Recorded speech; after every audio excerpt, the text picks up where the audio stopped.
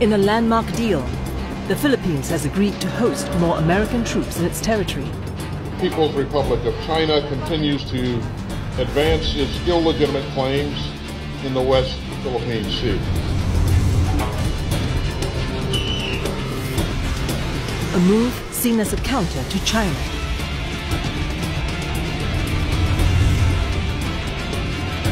Malinaw again yung trend, no? Ng kanyang expansion at kailangan nating tugunan yon.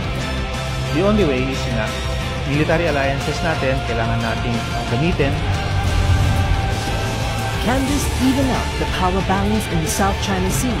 Sa mga China, kinukuha nila yung Talboro, dapat mabawi ng mga para sa dito sa Pilipinas. Or will it drag the Filipino people into the superpower rivalry? Pag dinala mo ang Amerika dito, di ba lalong pumunta yung mga kalaban nila dito?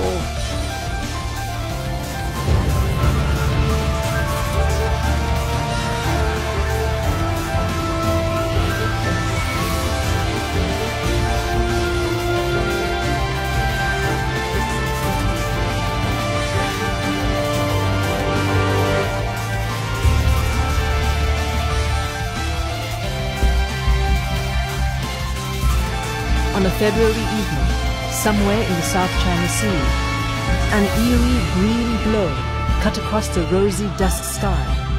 It was a laser beam fired from a Chinese Coast Guard vessel, aimed at its Filipino counterpart. Well, this laser incident is actually the second time.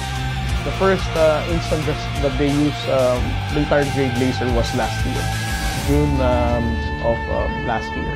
I would say it's dangerous because one, it caused temporary blindness. We still don't know whether it would be temporary or it will have a permanent effect to the vision of our Coast Guard sailors. The Philippine vessel was en route to deliver supplies to troops stationed at the 2nd Thomas Shoal, part of the Spratly Islands. It is a group of atolls and islands claimed by both China and the Philippines. To the Filipinos, it was another act in a string of provocations by Chinese forces. On numerous occasions, there have been close calls and near misses between ships as the two nations jostle over the disputed waters. There's very heavy waves and the strong current. The tendency is that if these two vessels are moving fast and you come so close, there's a possibility of collision. That's why there is a certain distance that you really have to keep. What is happening between the Philippine Coast Guard and the Chinese Coast Guard vessels that they have bigger vessels, they have smaller ones. Just like driving the horse. A big truck will cut you across. Of course, that's very dangerous on your part if you're a smaller car. Last year, the Philippines filed almost 200 diplomatic complaints against aggressive Chinese actions at sea. Laser pointing incident, of course, and the dangerous maneuvers. Every time we document that, the Philippine Coast Guard report that to the National Task Force West Philippine Sea, and then it's for the Department of Foreign Affairs to evaluate whether that particular incident would deserve to be filed for a note verbal or any diplomatic protest.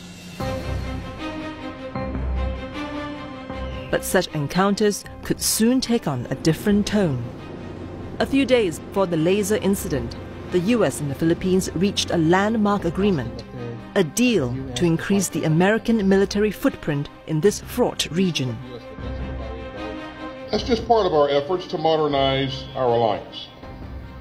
And these efforts are especially important as the People's Republic of China continues to advance its illegitimate claims in the West Philippine Sea. Constitutionally, foreign troops are barred from having a permanent presence in the Philippines. However, the 2014 Enhanced Defense Cooperation Agreement, or EDCA, allows for the rotation of the American forces on the archipelago stationed in Philippine bases. So these are, of course, operating